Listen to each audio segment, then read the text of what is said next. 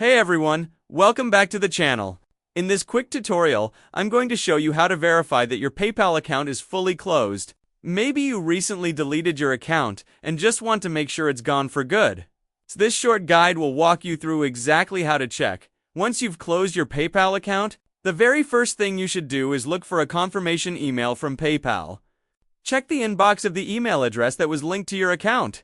You'll find a message confirming that your account has been closed, along with instructions on what to do if you closed it by mistake. PayPal accounts are usually permanently deleted, and recovering them can be very difficult. However, if you closed your account only a short time ago, there's a small chance PayPal can still reverse it, so hang on to that confirmation email just in case. Next, let's do a simple test. Try logging into PayPal again using the same credentials from the account you just closed.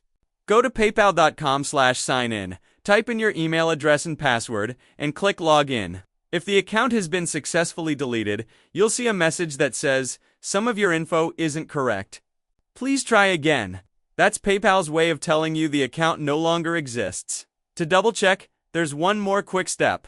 Go to paypal.com/authflow/email-recovery/ this is PayPal's email recovery page. Enter the same email address that was connected to your old account, then click Next if you see the message. We didn't find an account for any of these emails. That confirms your account has been permanently removed from PayPal's system. And that's it. Your PayPal account is officially closed, and your information has been deleted. If you found this video helpful, don't forget to like, comment, and subscribe for more quick PayPal and online finance tutorials. Thanks for watching, and I'll see you in the next one.